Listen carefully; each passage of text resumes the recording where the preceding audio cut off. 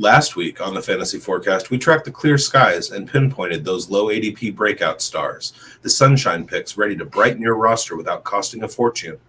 But every forecast has storm clouds on the horizon. This week, we're shifting gears to track the ADP storms, players rising too fast on draft boards who might bring thunderous disappointment. Producer!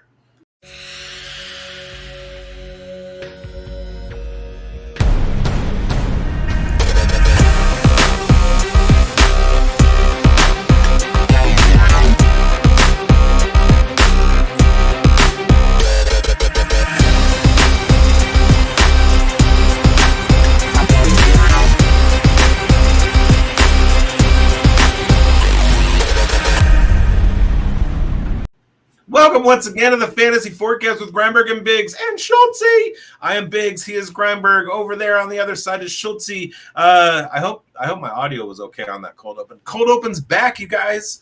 You guys, we are scanning for the hype hurricanes, the shaky rolls hidden behind sunny projections, and those costly landmines lurking just beneath the surface. Mastering ADP isn't just about chasing rays of value. It's about reading the radar and steering clear of risky picks that can drown your season.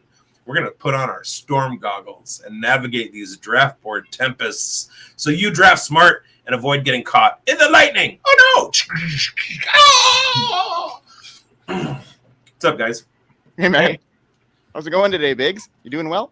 I'm well, yeah. How about you, Schultze? Hey, we're doing good. Just like weathermen, we're going to be half right. I love the call there. Yeah, I mean, we can't get them all right, but we can get most of them right. And yes, we will try and navigate through these storm clouds because there's some guys we're going to be talking about today that we're going to be warning you guys about their ADP and where they're going in drafts. And some of these guys we're just, steering clear of. And let's get this show going. We're each going to have three guys we're going to spotlight here today. And they're going to be names that you may not want to hear. They're going to be names that are like mainstream names that you're just looking at your draft board and you're like, hey, this is a guy. This is a good name. But we're here to tell you that maybe where they're going in drafts aren't exactly the cream of the crop. Now, we're going to start with you, bigz. What do you got on the storm front for us today, buddy? Well, one of the worst things about landmines is that they take you by surprise. Like, you don't know. You're just walking along with them. Ba-boom!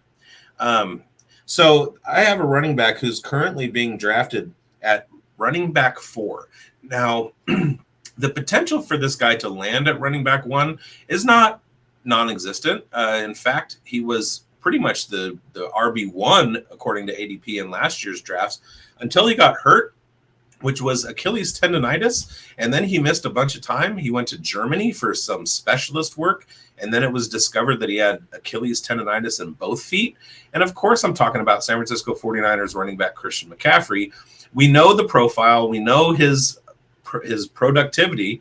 I don't know if I'm willing to use the RB4 to bank on him being back and not being debilitated and being able to finish a full season. Now, if Christian McCaffrey finishes a full season, he may just well wind up the RB1.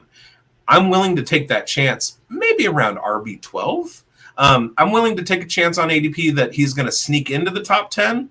I'm not willing to waste the RB4 draft capital to find out he's only going to play in 6 games. So it's basically a mitigation of, boom versus bust. And I think that Christian McCaffrey right now is, for me, more on the bust side. This is a totally fair take here, man. Schultze, you got anything to add to that? Or are you on that train? Yeah, man.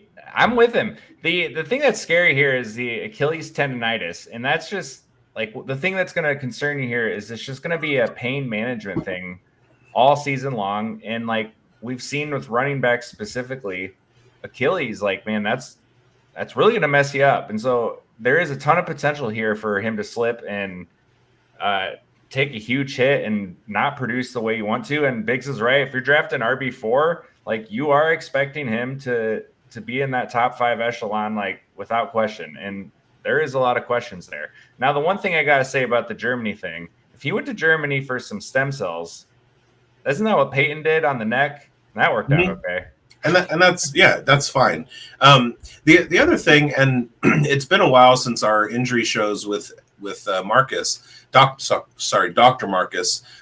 But in a lot of those shows, I kind of relayed my own stories of being an athlete, suffering injuries, and then dealing with the aftermath thereof. And one thing that I found out through my own personal experience is that when you have injuries to joints, it can affect the soft tissue between the joints. So a lot of people I had patellar tendon rip in the front of my knee. So I had knee surgery and it affected my hamstring.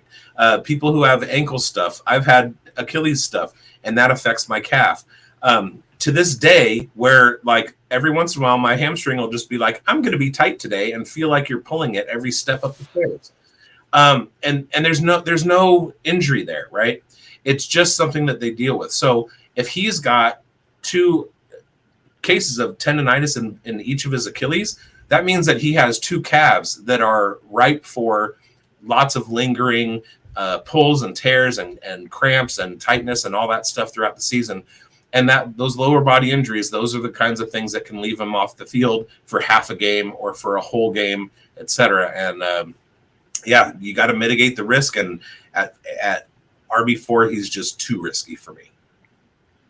All right, well, we're going to move on here into another risky player. And on my end here, I'm going to talk about a guy that is, similar, path here, a guy that finished as the wide receiver one not too long ago, you know what I mean? And then I'm talking about Cooper Kupp. Now he's in a new situation, obviously. He's obviously couple of years removed from that historic season 2021 campaign, but the reality here is much murkier now. He's entering his 32 age season with a laundry list of injuries, a new team, and questionable fit in a run heavy Seattle offense helmed by Sam Darnold. Despite the hype and the sleeper buzz, the storm signals are loud and clear here for me on Cooper Kupp. He may no longer be that wide receiver managers remember, and drafting him as a bounce back bargain could end up a disaster in reality here. He's got that declining availability. He missed 17 games over the last 3 seasons, averaging just 11 games played per year, an entire season's worth of absences since 2021. His vanishing efficiency, his yards per route run dropped significantly outside the slot, and under new coach, Clint Kubiak's scheme, I just don't think he's going to be there to be dominating the slot. I think that JSN is going to be in there quite a bit. His speed, his separation is fading, and you thinking you're getting an ADP discount on a former star at wide receiver 49, but that reveals I just think he's going to be outside of that with a new system and just things not going his way at this stage of his career. What are your guys' thoughts on Cooper Kupp? I have not drafted Cooper Kupp at all at any point in any format this year. We're in the middle of June now, getting ready to go to the Scott Fish Bowl live draft on Saturday. I've been doing drafts across platforms, Fast Draft, Underdog, Dynasty Startups, obviously Dynasty Rookie Drafts, charity tournaments, etc. And I have not pushed the button on Cooper Kupp one time. So that tells you all you need to know about how I feel. There you have it. All right, now let's move on to you, Schultze. Who is your number 3 guy that you're kind of fading at their ADP right now that the storm is clouding over their future? So if you are a Dynasty Pulse listener, you should be, first of all.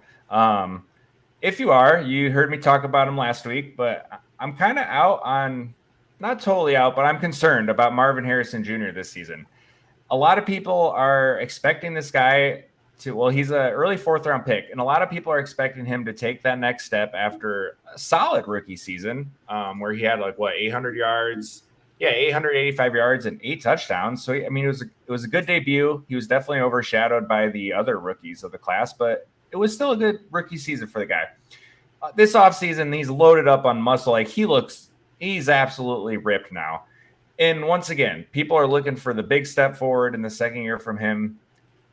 And the talent is there. I don't deny the talent. I think he's got the ceiling and the capabilities to take this step. But my concerns lie outside of the player. It's entirely the offense. It's Kyler Murray. They haven't made any coaching changes, so we're gonna likely be utilizing this guy the same way he was last year, and it just wasn't great for fantasy. Kyler wasn't great throwing to him. He was 64th among wide receivers in catchable target rate. Marvin Harrison was with Kyler throwing to him, and 92nd among wide receivers at target accuracy. So Kyler trying to get this dude the ball just wasn't working. I don't know what it was. I just don't expect that to improve. My other big concern here is Trey McBride. He's going to be the leading target getter on the offense. That's not changing. So Marvin's going to be second, and I don't see a world here soon, especially in this offense playing with Kyler, where he supplants McBride as the leading target getter. And that is kind of my big concerns here. I'm not denying the talent of the player. It's just the situation he's in. They did nothing to change, and I think they're going to utilize him similarly. And Trey McBride is still going to be the guy in that offense. So I'm a little leery on Marvin Harrison as an early 4th round pick. Go ahead, Grindberg. Yeah, man, I agree with you there, man, 100%. I mean, Biggs and I have been talking about this for a number, like ever since last summer, really. I mean, worried about Marvin Harrison entering the league, and then after the last season surge here, Kyler's not able to see him very well down the field. And like you mentioned, the Trey McBride situation, I'm on you 100% here. You know, I still see that Marvin's got a bright future, but I think it's going to have to happen with another quarterback that he gels a little bit better with. Biggs, are you agreeing with that sentiment? I'm in that boat too. The only thing that kind of gives me pause is that over the last few years, I've seen real flashes of brilliance and genius from Drew Petzing, the offensive coordinator for Arizona. And the best example is the game plan against the Dallas Cowboys a couple of years ago, where Dallas was, they were on a track to go to the Super Bowl. They go up against Arizona, who had like the worst record in the league, something like that. And he devised a game plan, a scheme that went directly at Micah Parsons, negating him. And Arizona jumped out to a huge lead and went on to win the game. The guy knows what he's doing. So if there's any change to the routes that Marvin Harrison Jr. is asked to participate in this year, I think that will come from Drew Petzing and his assessment of last season, going, well, maybe he was running a little bit too far downfield. If there is any kind of adjustment in that circumstance, then it might lead to more target accuracy for Marvin Harrison Jr., which would lead to more receptions, and in PPR formats, that's pretty good. The problem is it's going to cut down on the average depth of target and his yards per route run, which is going to balance out the scoring. And I think at this point, around 800 to 900 yards and 6 to 8, 9, 10 touchdowns is about the ceiling that we can expect from Marv, until such time as he has a quarterback like, say, a Geno Smith, somebody who is tall in the pocket, stands there, gets hit, doesn't bail out, and throws the ball down the field with accuracy. I think that's the potential that Marvin Harrison Jr. needs to achieve, and that's only going to come from a capable quarterback. That's not Kyler Murray. I love it. Yeah, and that stat line that you brought up is extremely similar to what he did last year, which brought him a wide receiver 30 finish. And early 4th round pick, that's not cutting it for you. Correct. Yeah, he's going to have to make a major leap here to return value on his ADP. So that's a good call there, Schultze. What else is a good call? Is we haven't heard from our sponsor in the last little while. Let's hear what's going on here at the Fantasy Sports Advice Network, Schultze. You want me to push a button or something? Or no, Schultze.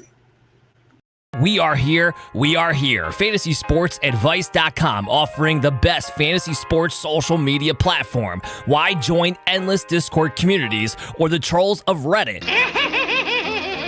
Fantasy Sports Advice is a community designed to help you win with 24/7 support. Go to FantasySportsAdvice.com and become a pro member for unlimited access. Again, go to FantasySportsAdvice.com today. Yeah, it's a good idea. Go to FantasySportsAdvice.com. And you know what you can do there? You can get our pro plan, and that'll qualify you for Jersey Leagues. Those Jersey League drafts are coming up in a couple months. You're going to want to get that. So get that. Absolutely. And we did talk a little bit about a listener league last year, but I think we're at a stage now where this is a must happen thing that we're going to have to do. So let's get our viewers in here. If you want to join our listener league, please comment on our stuff, and we'll get you in the hat on joining our lucrative Jersey League for the Fantasy Forecast. You think you could beat me? You think you could beat me? Comment Grindberg sucks eggs if you want to join a listener league. There you go. Okay, let's hear it from Schulte. Okay, Grindberg sucks eggs, and you're in 100%. All right, bigz, let's get into your next guy. Talk about him. Okay, well, if I were to tell you that there was a wide receiver who was being drafted as the wide receiver 7, you would probably assume that he has reached that goal at some point in his 4 full seasons that he's played in the NFL, correct? Am I wrong in assuming that? I think somebody whose best finish is wide receiver 12. I don't think that projecting him in year 5 to hit wide receiver 7 is anything that's very smart to do. So I would not be surprised if all of the people in the listener league besides me picked Nico Collins as the wide receiver 7 and he returned wide receiver 12, points for the year. Nico Collins is now in a situation where, sure, we can expect CJ Stroud to take a step forward. He's got a lot of young weapons. He's got the Iowa State Cyclones boys over there. He's got Jaden Higgins to run X routes. He's got Jalen Knoll to run slot routes. He's got Nico Collins to run all over the field. We know what Nico Collins brings, and he is an absolute game changer when he's on the field. Problem is he's never always been on the field. And for 4 seasons we've watched his potential be hampered by injuries. Not saying he's going to be injured in year 5, but now there are more options to go to than just Nico. So again, this is very similar to the Christian McCaffrey talent level, the Marvin Harrison Jr. talent level, the Nico Collins talent level. I'm not out on Nico Collins as a talented receiver. I'm out on his ability to finish 17 games and what that production you could get at wide receiver 7 from somebody similar. If we look at who's going around him, he's going before Brian Thomas Jr. Are you willing to take that bet that Nico Collins is going to be healthy and he's going to outscore Brian Thomas Jr.? I'm not. Drake London is behind Thomas. I'm absolutely smashing Drake London and Brian Thomas Jr. before that. Ladd McConkey, he was banged up a little bit last year, but when he was healthy, we saw what he could do, and it's not like he has a vast injury history. All 3 of those wide receivers I'm drafting before I'm drafting Nico Collins. And hey, I was huge on the Nico Collins bandwagon entering his year 3. I was calling for a Nico Collins breakout, and that's when he had his best season. But his best season was wide receiver 12. Why are we drafting him at wide receiver 7 when his best season ever when he played a full season was wide receiver 12? What is happening, people? What are we doing, people? Yeah, I mean, coming from you, bigz, who was one of the biggest Nico Collins ambassadors I know. I think you hit right on the nail here because, they bring in some talent as well. The book is still not out on, CJ Stroud. And that's a risky proposition at, a position that he hasn't hit that wide receiver 7 finish yet. So, yeah, you're betting on projections, not performance at this stage. Garrett Wilson is going as wide receiver 14. Who in their right mind would rather have Nico Collins than Garrett Wilson? A lot of people. Except the losers of the Jersey League. There you go. All right. Well, I'm going to talk about another wide receiver here, and it's hard to bet against this guy, especially after that crystal clear season he had in 2024 and the last 10 seasons in reality. And I'm talking about a 32-year-old veteran presence here. And Mike Evans, he enters this season as one of the league's oldest starting receivers, and 10 straight 1,000-yard seasons. The resume is bulletproof, and every season of his career, he's had that 1,000-yard, benchmark. Elite red zone consistency. He's an elite contested catch getter, a bounce back efficiency last year, and it's just not a legacy that you can really take lightly, and that's why I'm having a hard time putting his name out. But what I see happening here, the writing's on the wall for me for him to, take a step back. They force-fed him in that last game to get that 1,000 yards, and things are looking a little bit different for him, after the draft as well. He had a production dip last year with a healthy Chris Godwin in the lineup. The first couple games there, he only averaged 7 targets and 51 receiving yards when Godwin was in the lineup. that age cliff is coming. He is 32, and it's not, normal for wide receivers to produce at such a high rate this late in their career. The competition is heating up in Tampa. They just spent a first-round pick, which shocked a lot of people, on a wide receiver, Emeka Ibuka. They saw Jalen McMillan last year emerge, and that crowded wide receiver room is getting, pretty competitive. He is, dependent on touchdowns as well, which is misleading. So we're going to have to see Mike Evans really pull things together to hit his ADP in round 3 at this stage. And that's just a little bit too rich for my blood at this stage with the competition they brought in, his age, and what I see around him. What are you guys' thoughts on Mike Evans? I'm on board with this take. Yeah, dude, if they didn't bring in Emeka Egbuka, I think I'd be a lot cooler, a lot more confident in drafting him where he's going. But it just, once again, it's just going to muddy this wide receiver room up, and everything else you said is on point. But yeah, it's a lot of target competition here. And when you're drafting a guy this early, you don't want that question lingering over him. Yeah, I tend to agree, although I have made this point about Davante Adams as well. When we look at some of the histories of guys who have succeeded in the NFL for a very long time, guys that don't win with speed tend to last a little bit longer. And Mike Evans has never won. Well, he hasn't recently won with speed. Davante Adams never won with speed. Jerry Rice never won with speed. They win with crisp route running. They win with knowing how to play against a defensive back to, post up, take advantage, use their body, things like that. Mike Evans has always been a good body guy. He's very good at posting up on D-backs and just using his size to outmuscle people. So that is going to be a skill set that is going to linger for a while. He doesn't need to beat guys off the line. He just needs to get his body in good position. However, it's the dilution of the target share that is really going to kind of look at or kind of work its way into, can he go 11 seasons in a row with 1,000 yards? I personally think he can, but I also think, again, the ADP is a little bit too rich. If I'm looking at guys that I'm more willing to take a shot on, I'm looking at Teteroa McMillan. He doesn't want to be called Teteroa McMillan or T-Mac. That's what he wants to be called. He's going as wide receiver 22, which is 2 spots behind Mike Evans. So you can say that they're in the same tier, but what's happening with Teteroa McMillan is that he is going to be the number 1 target in the Carolina Panthers offense. You've got other guys. DK Metcalf doesn't have a whole lot of target competition. Zay Flowers, Calvin Ridley, those guys are going behind Mike Evans, and I don't think at this point I'm willing to pull the trigger on Evans before I draft those guys. So somebody else is going to have Mike Evans on their roster. I'm going to have the other guys.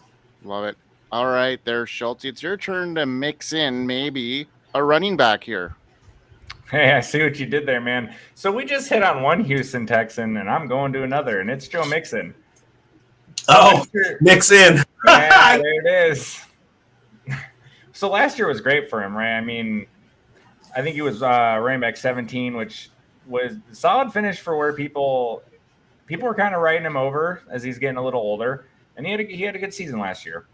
But now he's entering his age 29 season. We all know what that 30 number does for running backs here. And last year, like I mentioned, it was a good year, but he was very, very volume dependent. He had 245 carries, and that included him missing a handful of games.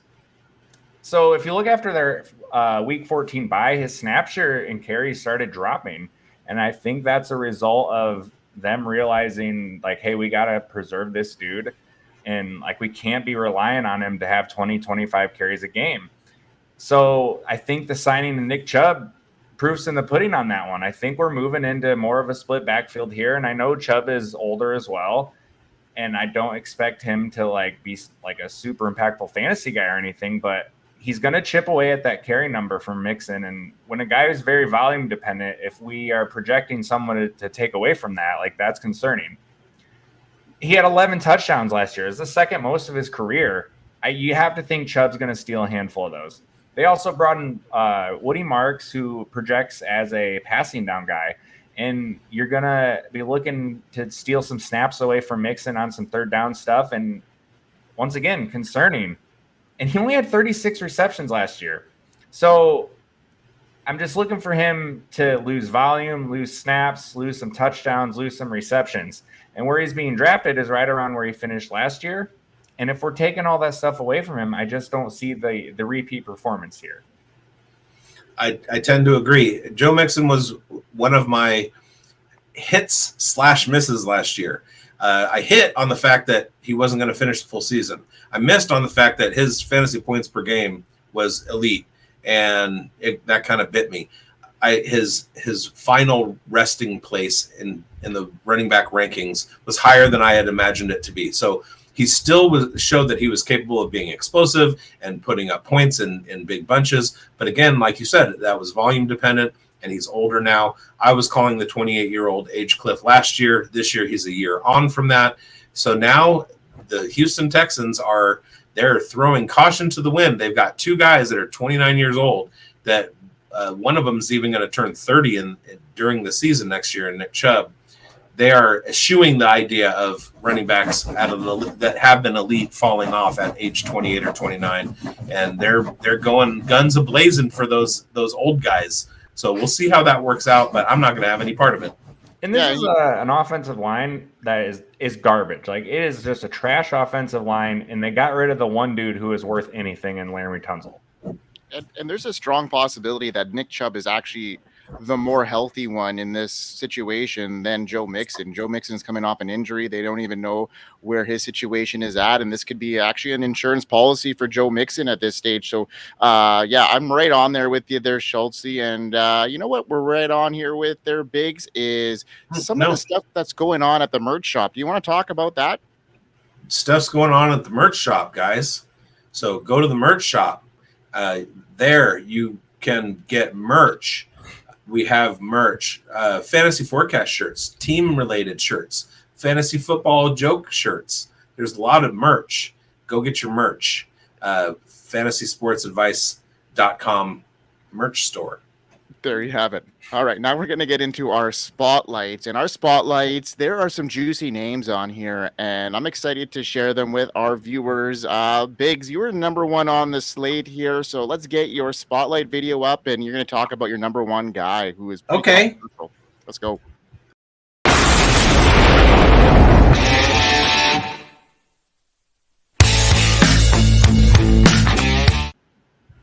Okay, I'm going to talk about my number one guy, and that is Bucky Irving. Now, we all know what Bucky Irving did last year. He came out of nowhere. Everybody was totally down on him coming out of the combine. Except for me. Except for Schultz. And what did Bucky Irving do? He finishes RB13. That's not bad. But again, we're seeing a case of a guy who's being drafted ahead of where he has been historically. Now, we know what Rachaad White can do, and we know that Rachaad White was banged up last year. And a lot of Rachaad White's value comes in the passing game. So if you want to say, okay, Bucky Irving is between the tackles, he's going to be the early down guy, and they're going to work Rachaad White in, okay, that's fine. But they did pretty much split the carries last year. Both of them dealt with some injury issues, minor ones. They only missed a game, if that. But it was a pretty split backfield. There's a new offensive coordinator in town. Things aren't going to be the same. And Rachaad White has a top 5 finish as a running back. He's excellent in the receiving game. Baker Mayfield knows it. That leaves Bucky Irving off the field on third downs. And if Rachaad White even gets some modicum of daylight in being a first or second down running back, he's gonna take over. I like Bucky Irving. I don't like him at cost. I don't think that drafting him as a top 10 running back is a very good idea.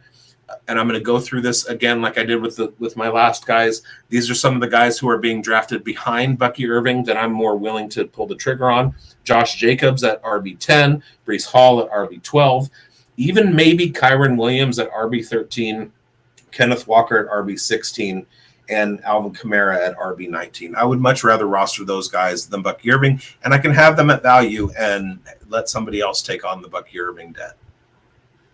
Yeah, but Schulte, do you have something to add to this? I know you're a big Bucky Irving fan headed into last year. You were one of the guys that didn't fade him. I let the combine, influence my decision on Bucky headed into last year, which I shouldn't have because I was pretty high on him headed into the draft. But then the combine happened, his metrics didn't show well, and I kind of faded him, which maybe I shouldn't have. But so, what's your take on Biggs' situation? Are you on board with his draft capital right now? Do you see him emerging further past his rookie season? So when we're talking about, like we talked about Nico Collins, like you're going off projection, not production. I think this one makes a little more sense because he didn't have that role from the get-go. And you can say, hey, if he had this role all season long, he would have been there. But I'm still a little scared of this ADP. We've really steamed this up, especially for a back who is going to have another guy playing with him a handful now, and Rachaad White, like Biggs talked about. I don't think we can discount the Liam Cohen departure here. This run scheme the Bucks have been using that allowed Bucky to flourish is just so creative in the way they get the backs of the ball and they get them into space, even on like shotgun runs and stuff. Like he took the 30th ranked rushing offense into like a top 5-10 unit like in a year.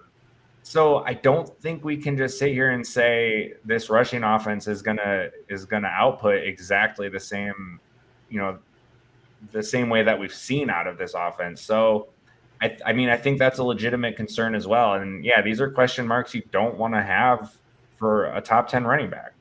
The saddest part about the Liam Cohen turnaround of that running game is that Bucky Irving was the beneficiary of an improved offensive line. Rachaad White ran behind the 30th ranked offensive line in his RB5 season. So, or whatever, RB2, RB5, he hit top 5, and it was behind an atrocious offensive line. That offensive line has been beefed up, and I think that both of the running backs will benefit, but it's a timeshare. It's a running back by committee. It's a who's hot right now. And they've come out and said that. You have other situations. I mentioned Josh Jacobs earlier. There's no competition for Josh Jacobs. He's going to be the guy, and they're going to run him into the ground. There are other running backs who are being drafted behind Bucky Irving that are going to be the primary ball carriers, and those are the situations that I'm looking at to exploit, not necessarily somebody who's going in the top 10, but is part of a running back by committee. That just turns me off all the way. Yeah, I agree with that. There we go. All right, and I have a similar situation with my headline guy that I'm going to be spotlighting. Very similar, but he's a bit older. Now, Schulte, run that video, man.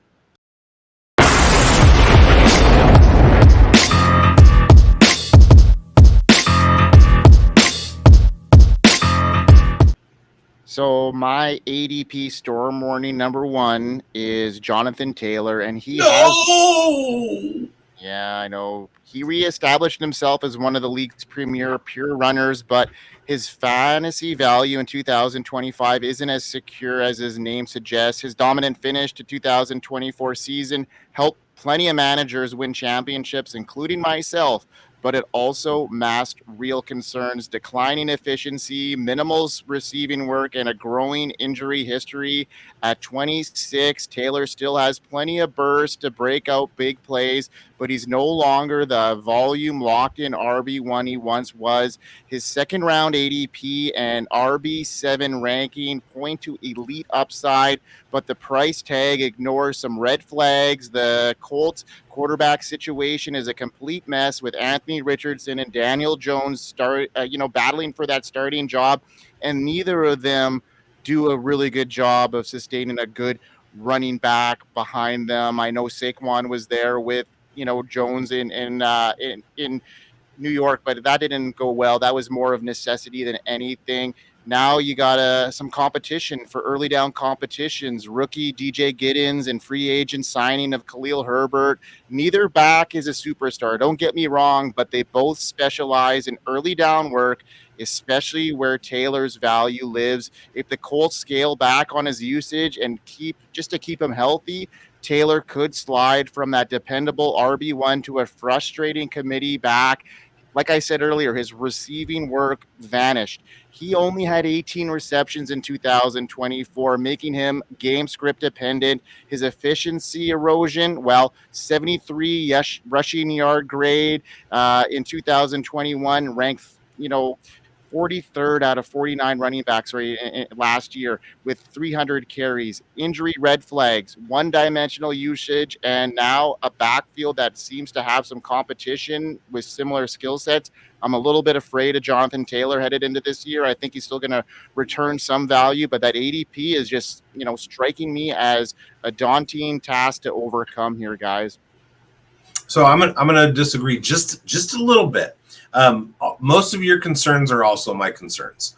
However, he was coming off an injury, so I think that we are now a year clear of that, and that's a good sign. I think he sees a bump in efficiency. I agree that the Daniel Jones and Anthony Richardson quarterback situation is less than beneficial. However, I do see the Colts maybe leaning a little bit heavier on Jonathan Taylor, knowing that they don't have a guy in the quarterback room who's going to be a proficient passer. So I've been drafting Jonathan Taylor usually a little bit below cost because a lot of people share your concerns. And I've been kind of stocking up on Jonathan Taylor. However, when I do that, I'm also handcuffing him with DJ Giddens, who I believe if Jonathan Taylor were hurt in week 1, DJ Giddens could step in and be the RB1 in that backfield and take it the rest of the way. If at some point this season, Jonathan Taylor has a recurrent injury and he misses time, DJ Giddens is going to take over that backfield. And so I'm making sure that I have that combination just in case. So I'm willing to pay the premium on Jonathan Taylor, but only if I have a competent backup plan to kind of, make sure that I'm going to be okay if something happens to him. All right there, Schultze. Let's get into your guy.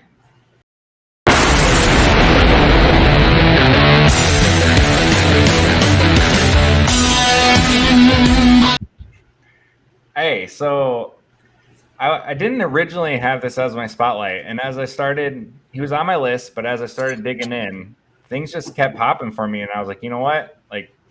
I got some big time concerns here. I'm going to make him the spotlight. And it's a guy who might be over the hill, you could say, and that's Tyreek Hill. So, hey, Tyreek, third round pick right now in redraft. And it's obviously a down ADP from Tyreek, we know. And so you're getting some of that concern baked into this price here, but I'm still out here, I think.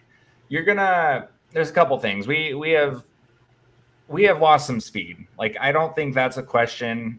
Looking at him last year, it wasn't totally up to the Tyreek we're used to. And then the evolution of how he's being used in the Miami offense is a big concern for me as well.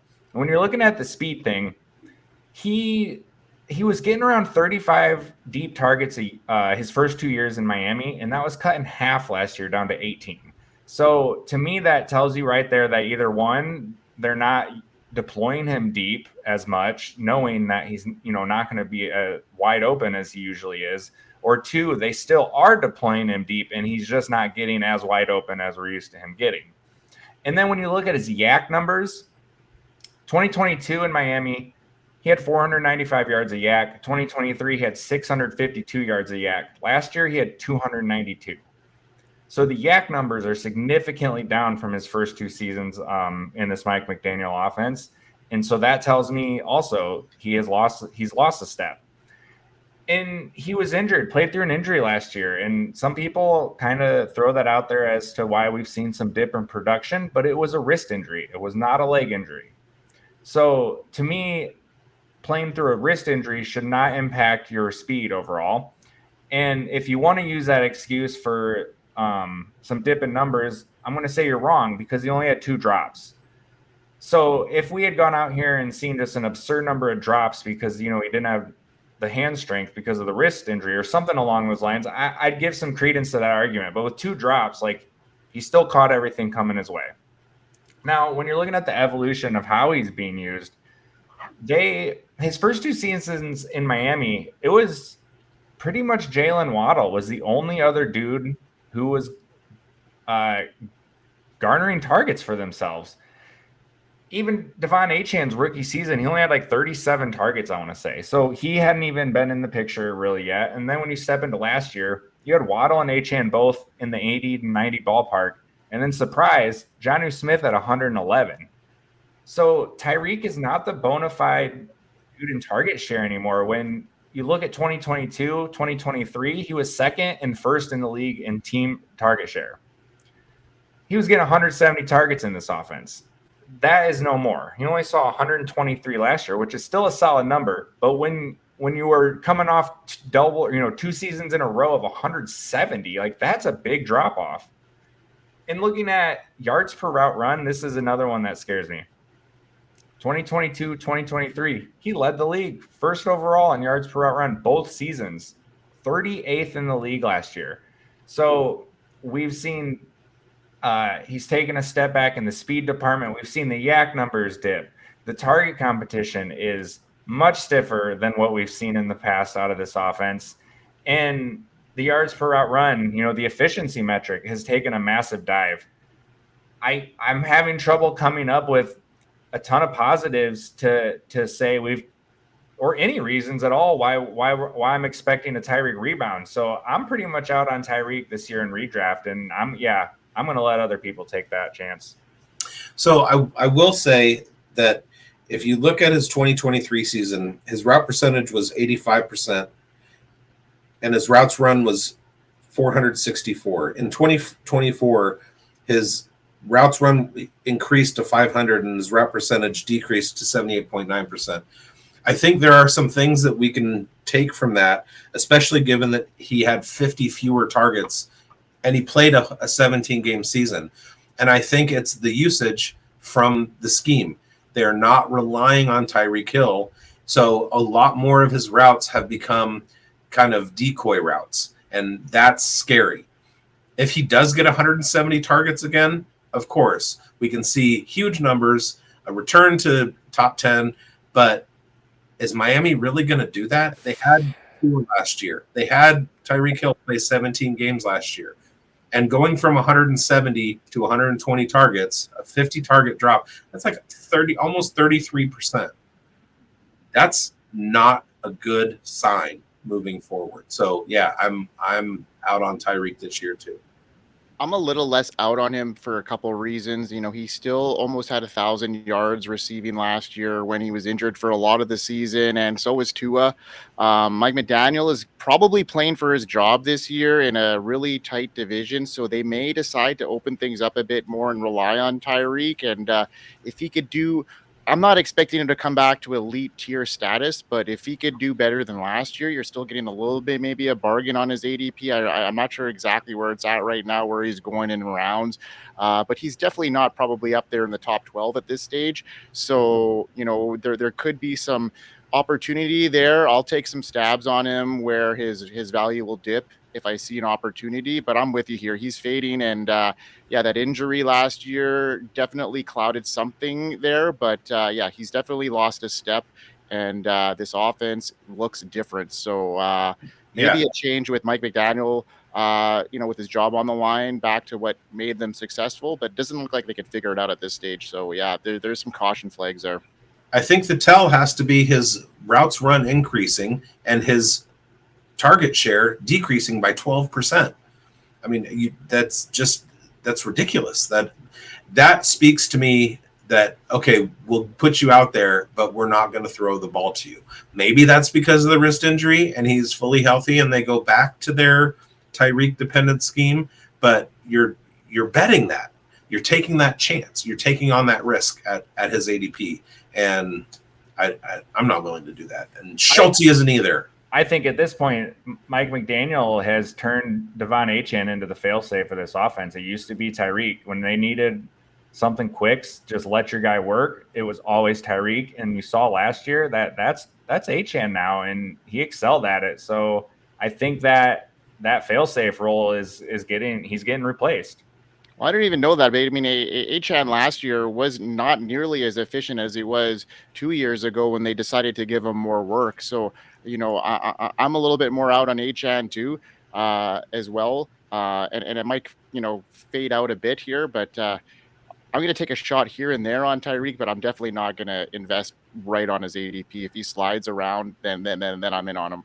The efficiency definitely dropped in the running game, but he caught 78 balls last year compared to 27 his rookie season. So to me, this is Mike McDaniel realizing what this dude can do in the air.